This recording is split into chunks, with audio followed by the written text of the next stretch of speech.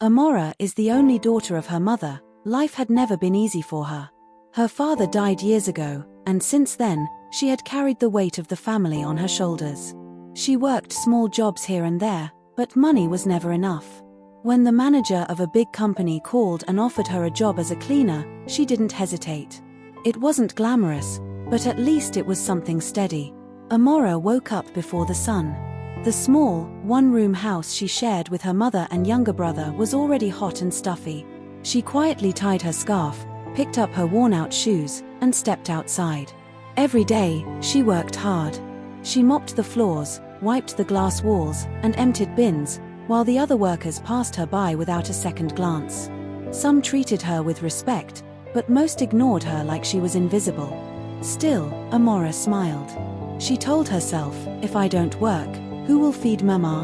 Who will pay for my brother's school fees? She never imagined that her life, so ordinary and full of struggles, was about to change. One hot afternoon, after finishing her shift, she noticed something unusual. By the gate of the company, a frail old man sat on the ground, looking weak and hungry. His clothes were dusty, and his slippers looked like they had walked 1,000 miles. Amora hesitated for a moment, but her heart couldn't let her walk away. She went closer. "Papa, are you okay?" she asked softly. The old man raised his head slowly. His voice was weak. "My daughter. I just came from the village. I don't have anybody here." Amora looked into his tired eyes and felt her heart break. Without thinking twice, she reached out her hand. "Come inside, Papa," she said gently. "Let me take you to the cafeteria. At least you can eat something." And that was the first time Amora helped Peter's father, not knowing that her simple kindness would one day rewrite her destiny. The cafeteria was almost empty when Amora led the old man inside. Some staff turned their heads in surprise, whispering among themselves. Nobody ever expected a cleaner to walk in with a stranger, much less one who looked like he had just come from the village. Amora ignored the whispers. She guided the old man to a seat and placed a plate of rice and stew in front of him. He looked at her with tears in his eyes. "My daughter, may God bless you," he said quietly. Amora smiled softly. "Eat first, Papa. You need your strength." Just then, the sound of high heels clicked sharply across the floor. Sophia had arrived. Her perfume filled the air before her words did. She wore a red designer dress, her handbag swinging on her arm like a crown she believed she deserved. The moment she saw the old man, her face twisted with disgust. "What is this?" she shouted, pointing at him. "Who allowed this dirty man into the company cafeteria?" Amora stood quickly, her heart racing. "Madam, he was hungry. I only—" "Shut up," Sophia snapped. "You cleaners don't have the right to bring beggars inside. Do you know who I am? I'm the fiancée of the CEO. This is not a charity home." The old man lowered his head, shame washing over him. He slowly pushed the plate away, though his stomach still rumbled. Sophia turned to the security guards at the door. "You two. Throw this man out right now. And if he resists, beat him." The guards hesitated, unsure what to do. Everyone knew Sophia was arrogant, but nobody dared to question her. Amora's chest tightened. She stepped in front of the old man, spreading her arms wide. "No. Please, don't touch him. He's done nothing wrong." Sophia glared at her. "You dare to challenge me? Over a useless old beggar?" Amora's voice shook, but she didn't move. "If you want to throw him out, you'll have to push me aside first." The cafeteria went silent. For the second time, Amora had chosen kindness. Even if it meant standing against someone far more powerful than her.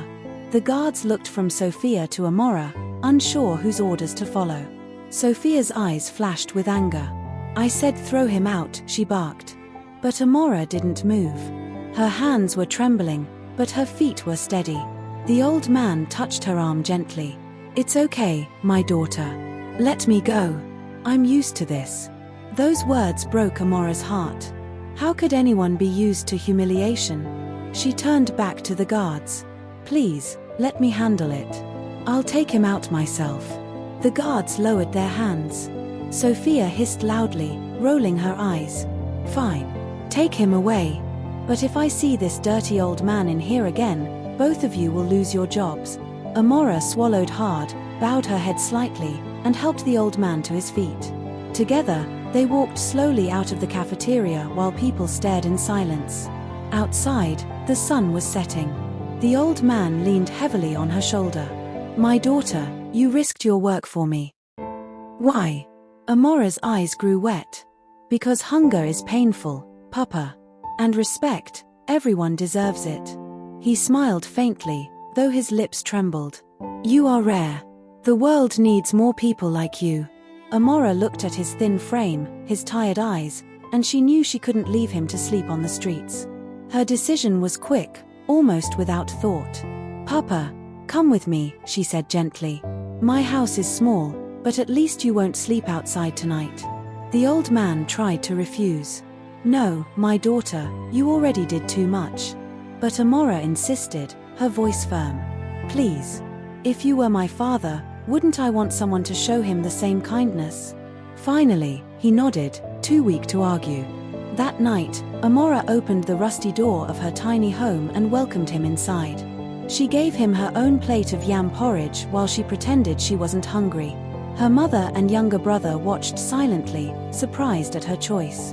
And so, for the third time, Amora helped him. Offering not just food, but shelter.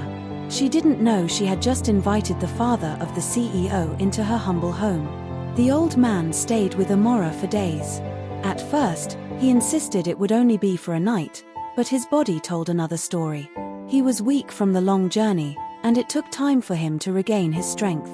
Each morning, Amora went to the company to clean, then rushed back home to check on him. She made sure he ate before she ate, even if it meant going to bed hungry herself. Her mother sometimes complained. Amora, we barely have enough for ourselves. Now you've brought home one more mouth to feed, Mama said, frowning as she folded her wrapper.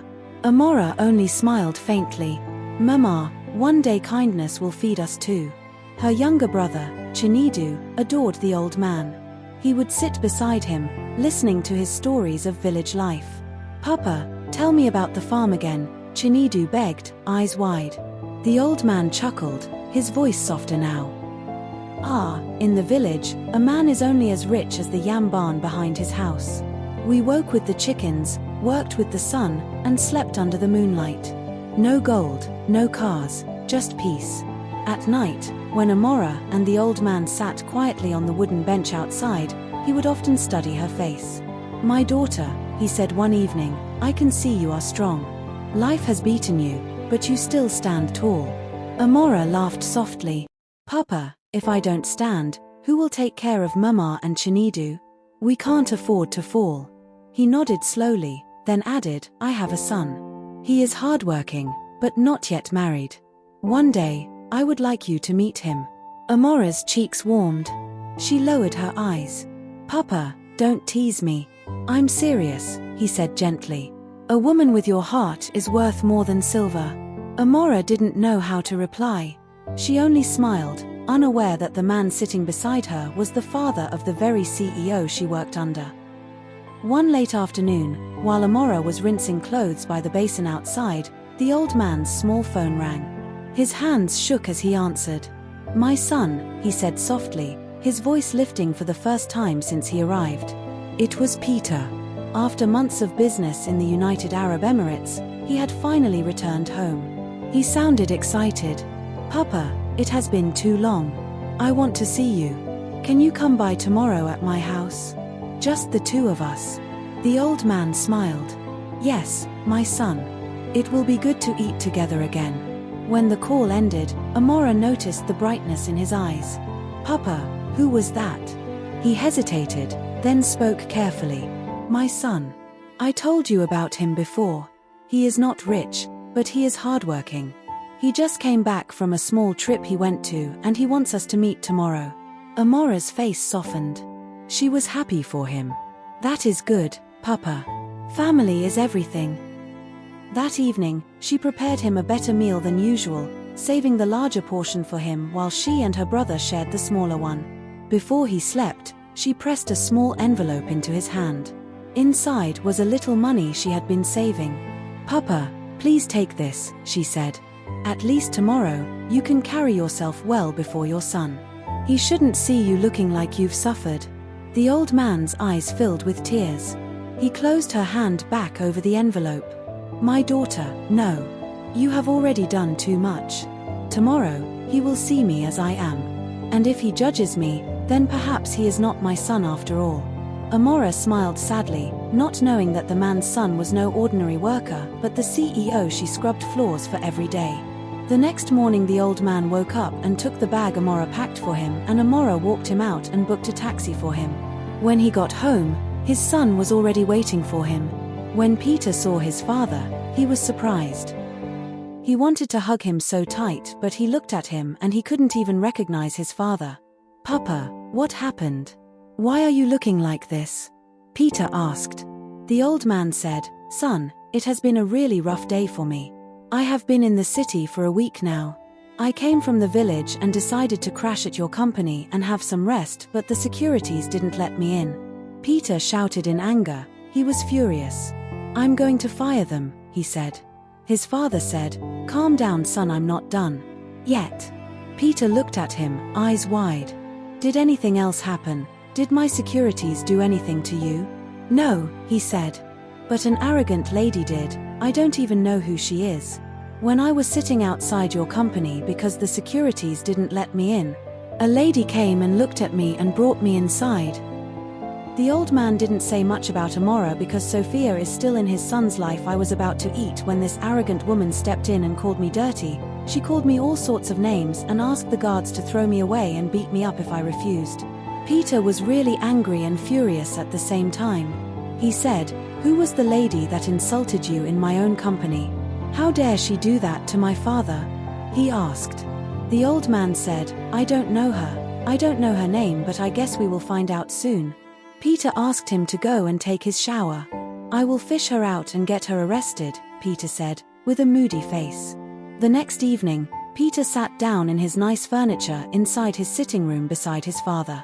He said, "Papa, I would like you to come to the Blue Orchids restaurant tomorrow, so you can meet my fiancé," and his father agreed. The next morning, the old man set out slowly, walking toward the restaurant where Destiny was waiting. The road wasn't that tidy. A black car passed him and splashed dirty water on him. He didn't know what to do, but he had to go to the restaurant so as to meet his son's fiancée. He was already near the restaurant. The Blue Orchid restaurant was lively that afternoon. Cars lined up outside, and waiters rushed in and out carrying trays of steaming food. Peter was already inside, waiting at a reserved table, smiling at the thought of seeing his father and his fiancée, so both of them could get to know each other, not knowing a hidden truth was about to unveil itself. Meanwhile, the old man slowly approached the entrance, his steps heavy but hopeful. His clothes were a little dirty from the dirty water that got splashed on him, his hair neatly cutted and his bears well kept, his sandals dusty from the long walk. He was just about to step inside when a shiny red car pulled up beside him. Out stepped Sophia. She adjusted her expensive dress, checked her reflection in the glass, and strutted toward the entrance. Just as she was about to pass, her eyes landed on the old man standing close to her car. Her face twisted in disgust. "Hey, you dirty old man again. What are you doing here? Are you trying to steal from my car? The chaos you caused at the company's cafeteria wasn't enough for you, right?" she sneered. The old man blinked in shock. "No, my daughter. I am only here to meet someone." "Keep quiet," she snapped, waving her manicured hand in his face. "Do you know where you are? This is a high-class restaurant, not a place for beggars like you. Move away from my car before I call the security." The old man's lips trembled.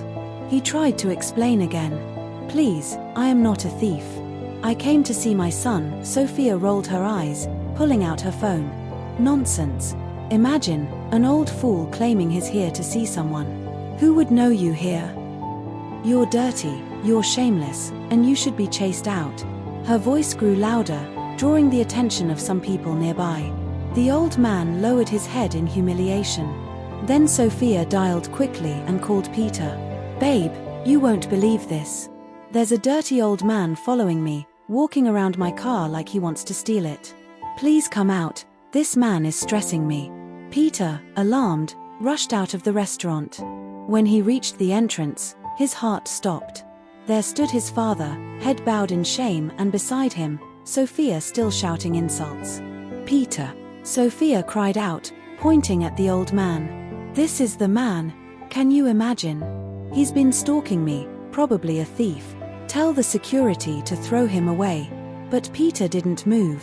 He was staring at his father, his jaw clenched, his chest rising and falling. And at that moment, Sophia's world was about to collapse. Peter's eyes stayed fixed on his father. His heart tightened, remembering the times his father had stood by him when no one else did. And now, the same man was being humiliated by the woman he thought he might spend his future with. Sophia tugged at his arm, her voice sharp. "Peter, why are you just standing there? Tell them to chase this beggar away. He was circling my car like a thief. People are watching us. This is embarrassing." But Peter didn't move. Slowly, he turned to her, his face cold. "Do you know who this man is?"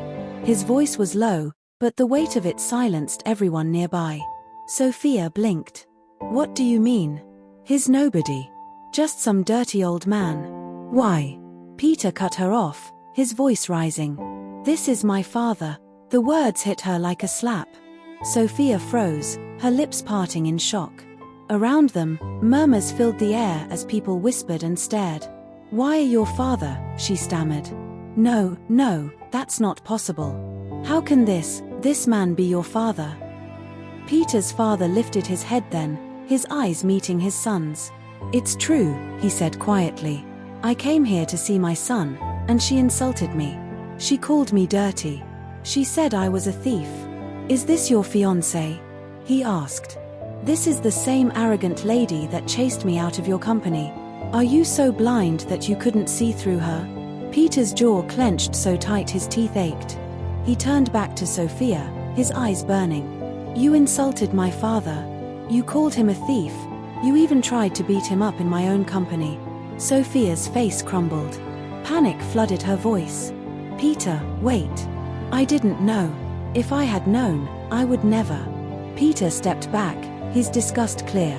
"Exactly. You didn't know. That's the problem. Respect should not depend on who someone is.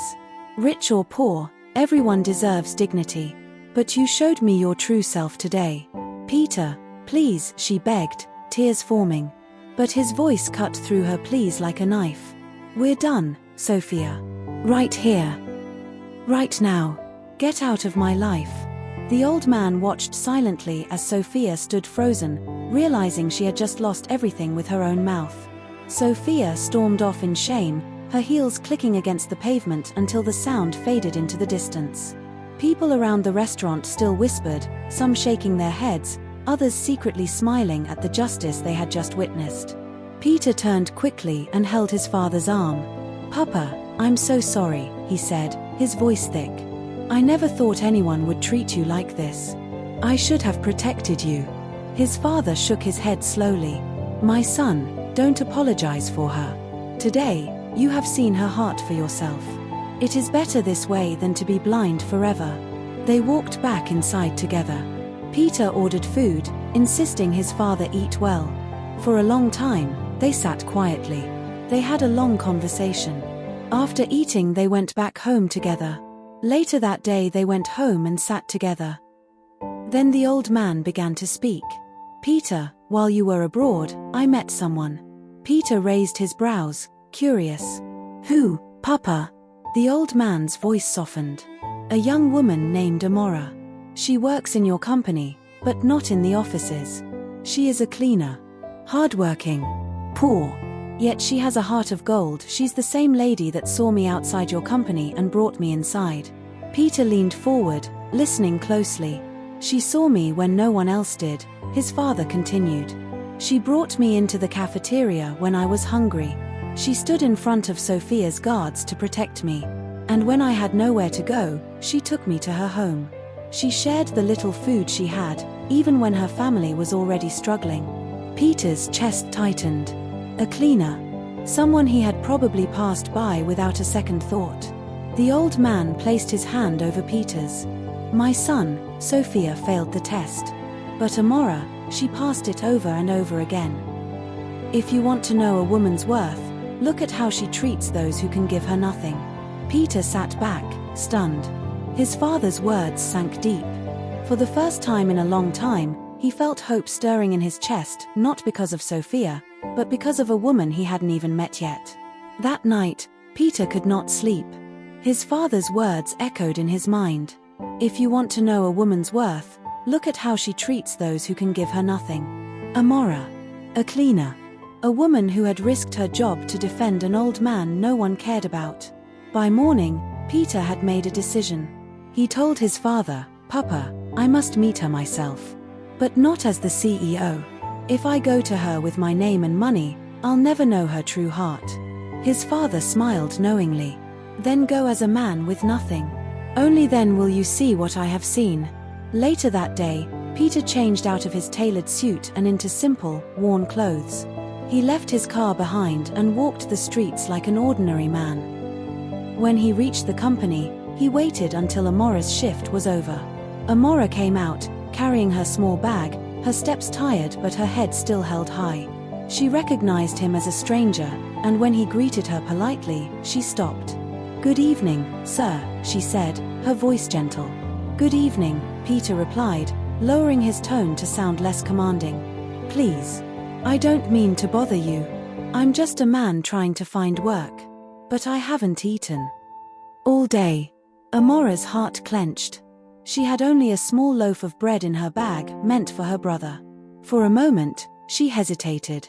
Then she handed it to him. "Here," she said softly. "It's not much. But at least you won't sleep hungry." Peter stared at her, surprised by the ease with which she gave. "But what about you?" She smiled faintly. "I'll be fine. God always provides." As Peter walked away that evening, his heart raced. His father had been right. Amora's kindness wasn't a performance. It was who she was. And Peter knew he had to see more. The next few days, Peter kept finding excuses to meet Amora. He stayed in his plain clothes, walking like a man with no status. Sometimes he waited near the gate when her shift ended, other times he offered to carry her bag as she walked home. At first, Amora was cautious. "You don't have to follow me, sir," she said one evening. Peter smiled gently. "It's not a problem.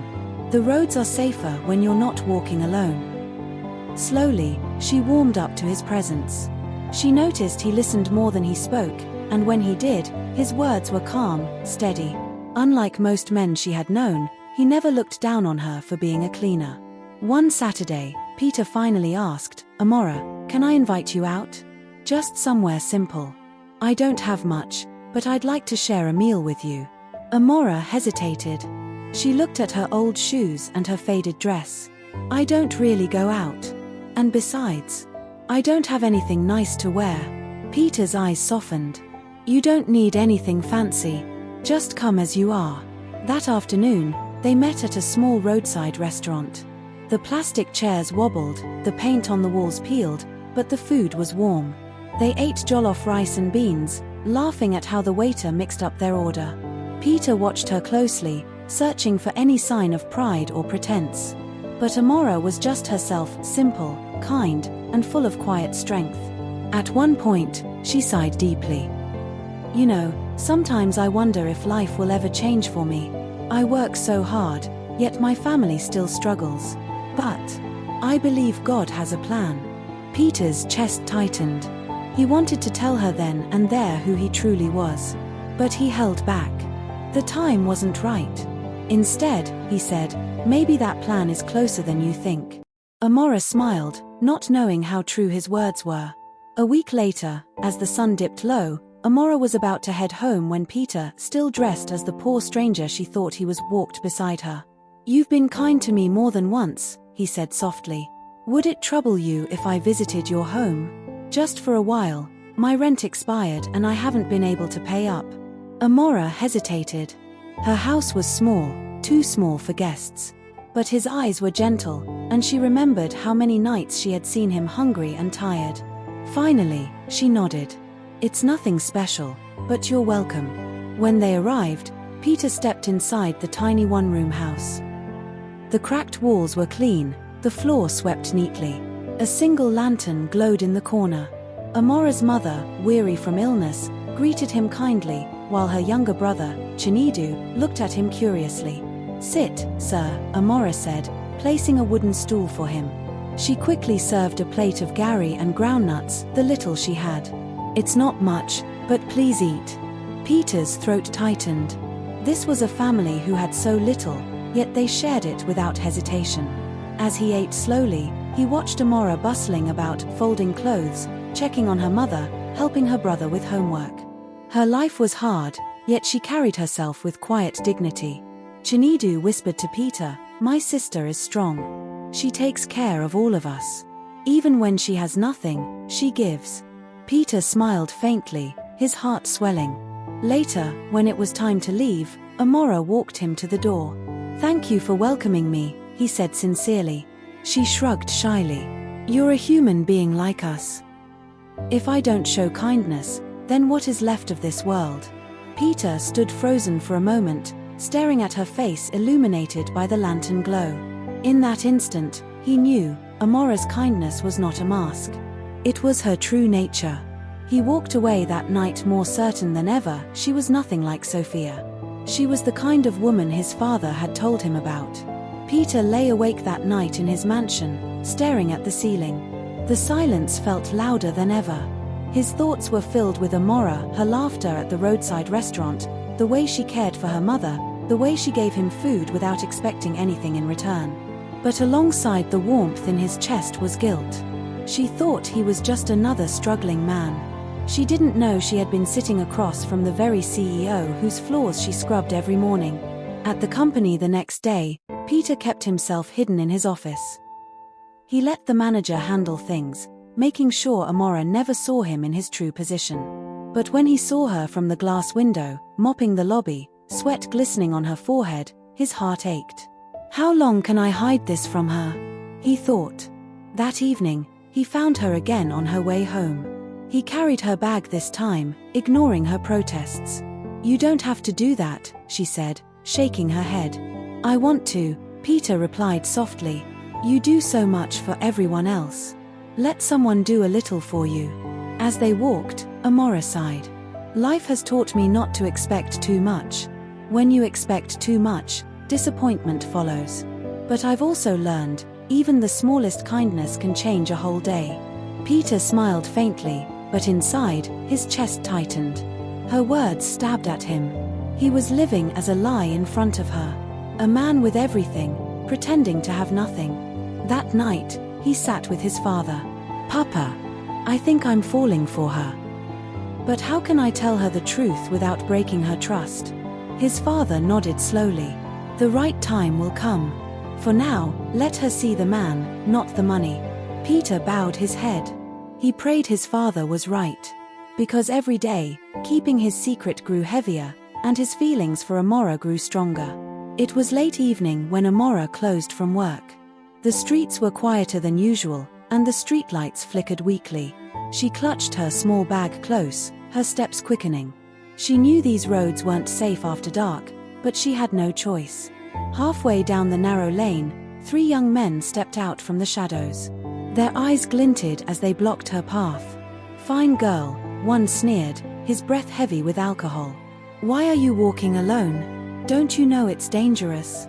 Amora's chest tightened. She tried to step aside, but another one moved in front of her, smirking. "Leave your bag. Maybe we'll let you pass." Her voice trembled. "Please. It's just food for my family. I don't have anything else." They laughed cruelly. One reached for her arm. "Don't worry, we'll take good care of you."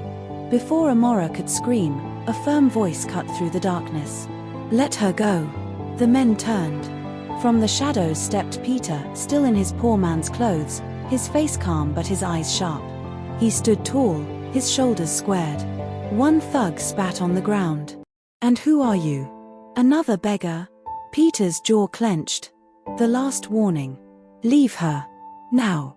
They laughed and lunged toward him. But in seconds, the laughter turned to groans. Peter moved with surprising speed. He twisted the first man's arm, sending him crashing into the wall. The second swung wildly, but Peter dodged and struck him hard in the stomach. The third, eyes wide with fear, grabbed his fallen friend and dragged him away. The alley fell silent again. Amora stood frozen, her bag clutched to her chest, her eyes wide. She looked at Peter as though seeing him for the first time. You saved me," she whispered. Peter's expression softened. "I couldn't stand by and watch. No woman should walk in fear." Amora's eyes glistened. For a moment, she forgot he was just a stranger in ragged clothes. All she saw was a man who had stood for her when no one else did. And in her heart, something began to change. That night, Peter couldn't stop replaying the moment in the alley. The fear in Amora's eyes. The way she clutched her bag like it was her whole life. And the way his own heart had pounded, not with anger at the thugs, but with the fierce need to protect her. When he returned home, his father was waiting. The old man studied his son's face. "Something has happened," he said quietly. Peter sat down, running a hand over his face. "Papa, tonight I saw how vulnerable she really is. She walks alone, she fights her battles alone, and still, she finds the strength to be kind. She deserves better." His father nodded slowly. "She has already proven who she is. She fed me when I was hungry. She gave me shelter when I had none. She risked her job to defend me. And tonight, she survived again, with you at her side. What more proof do you need?" Peter leaned back, his eyes clouded. "I've been pretending, Papa. I've hidden who I am because I wanted to see her heart. But now I fear she may hate me when she finds out. She may think I played with her." The old man placed a firm hand on his shoulder. "My son, truth has a way of healing when it is spoken with love. Invite her into your world. Let her see who you really are. Do not hide anymore." Peter took a deep breath. He knew his father was right. The time for disguises was over. "I will ask her to come," he said finally. "I will give her my address. When she arrives, everything will be revealed." The old man smiled. "And then you will see, the girl who loved a poor stranger will love the man you truly are." Peter's heart beat faster at the thought. Tomorrow, he would stop hiding. Tomorrow, Amora's life would change forever. The next morning, Amora was surprised when Peter handed her a small note with an address. "Come and see me tomorrow," he said softly. "There's something important I must show you." Amora looked at him curiously. "Your house?" He nodded. "Yes. Don't be afraid." The following evening, Amora set out, her heart beating fast. The address led her into a quiet, wealthy neighborhood. The roads were wide, lined with tall palm trees, and the air smelled different, clean, rich. Then she stopped. In front of her stood a mansion, glittering under the evening lights. The gates were tall and polished, the compound filled with luxurious cars. Amora froze. "This cannot be it," she thought. "Peter is a poor man. This must be a mistake." Her hands shook as she pulled out her phone and called him. "Peter, I think I'm lost. I'm standing in front of a big house. There's no way this is your place." But his calm voice came through the line. "You're at the right address, Amora. Please, come inside." Her feet felt heavy as the gate opened. Slowly, she walked through, her eyes wide with disbelief. Inside the mansion, she stopped in shock. Seated in the living room was the old man she had fed, defended, and sheltered. "Papa," she whispered. The old man smiled warmly, his eyes shining. "Yes, my daughter. It's me. I am Peter's father. And you are the angel who showed me kindness when the world turned its back." Amora's lips parted in confusion. Before she could speak, Peter appeared no longer in ragged clothes, but in a fine tailored suit, his hair neatly cut, his presence commanding. Her breath caught. "Peter, you're..." He stepped closer, his eyes never leaving hers. "I am the CEO of this company. But more than that, I am the man who has fallen in love with you." Tears spilled from Amora's eyes. She looked from the father to the son. "I never asked for this," she said, her heart pounding with disbelief and joy. Peter gently took her hands. "Amora, you proved your heart when you thought I had nothing. Will you let me spend the rest of my life proving mine to you? Her sobs turned to a trembling smile. Yes, yes, Peter. If you love my folktale story, don't keep it to yourself. Subscribe, like, share, comment, and don't forget to turn on the notification button to get notified whenever I post my interesting videos. Thanks for watching.